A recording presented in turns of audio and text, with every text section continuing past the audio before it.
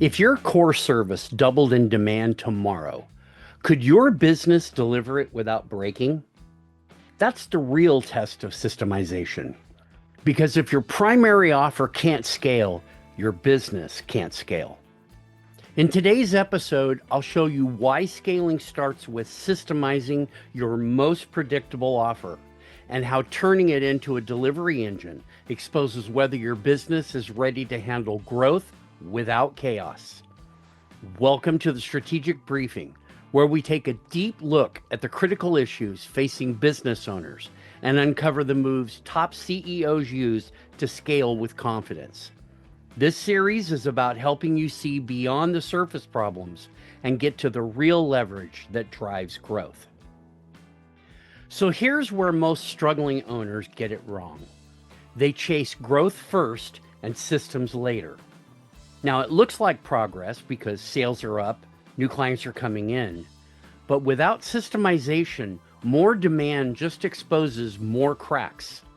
It looks like progress. Sales are up, new clients are coming in, but without systemization, more demand just exposes more cracks in your business. Deadlines get missed, quality drops, margins shrink, and your best clients quietly leave. That's fragile growth. While it looks good on paper, it collapses the moment you put any kind of pressure on it.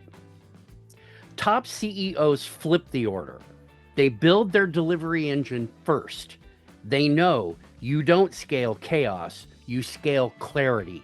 And clarity comes from systemizing your primary offer. Here's this week's big idea. Your offer isn't just a service. It's a delivery engine. If you think about it, your primary offer is where the most predictable revenue lives. The biggest client expectations are met or missed, and the foundation that every referral, upsell, and renewal begins.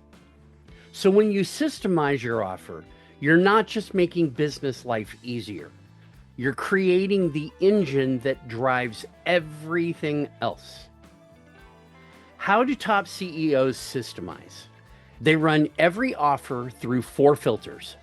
Number 1, standardization. They define what good looks like. They remove the guesswork from delivery. For example, maybe every client kickoff follows the same framework and every deliverable passes the same quality check. Number 2, automation. They strip out the manual repetitive steps.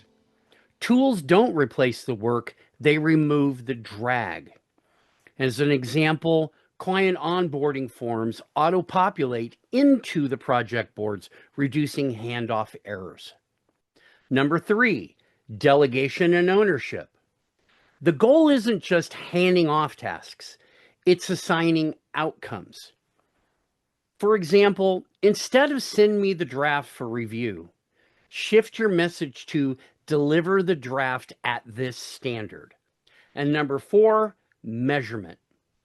Install dials in your dashboard, what big CEOs often call the big 3 or the big 4. You want to measure speed, quality, and profit per delivery, because what gets measured gets managed, and what gets managed becomes scalable. This is what separates documentation from systemization. Documentation is a record, whereas systemization is a machine. Now, here's why this matters. Systemizing your primary offer isn't the finish line. It's actually the starting point.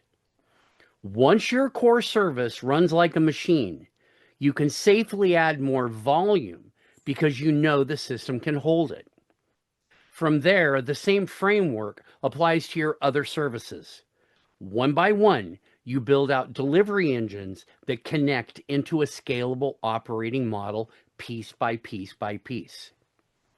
That's why top CEOs obsess over systemizing their primary offer first. It's not just about making today easier. It's about designing a business that can handle tomorrow. Let's make this real with 3 examples. Example 1 is a marketing agency. Now, they write ad campaigns for clients. The problem? every campaign is built from scratch. It drains the team. The shift is to build a repeatable ad framework, baseline creative templates, a research process, a QA checklist. Now the campaigns can launch faster with consistent quality every time. Example 2 is an IT support company. They handle on-call troubleshooting, but the problem? Every technician solves problems their own way. Results are inconsistent. The shift you can make is to create a diagnostic flow chart and a tiered escalation process. Problems get solved faster, clients get predictable results, and the owner doesn't have to touch a single ticket. And I know this from my background. Example 3 is a consulting firm. They deliver strategic roadmaps. The problem? The founder does all the heavy lifting, and every client experience is unique. I know this because that was me. And so the shift I made was to design a 3-phase client journey: discovery, strategy, and implementation framework with the tools, templates, and measurable checkpoints. Now my team can deliver the same high-value outcome without me being in every room for every decision. See the pattern? People don't just document the steps. They built delivery engines. Here's how you can start right now. Take your primary offer and map out the steps. Then ask yourself 3 questions.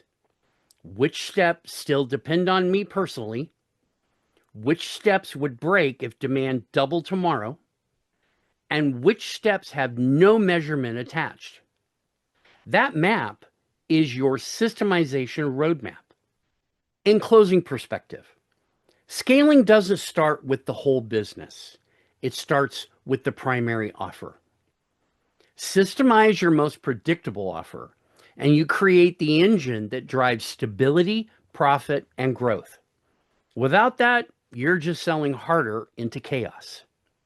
Because growth without systems is fragile, but growth with systems, that's how you scale without chaos. Now, if you want help turning your flagship service into a system, book a maximum business impact session with me. You and I will map out how to take your offer from fragile to scalable. So when you're ready to blow it up, the system holds.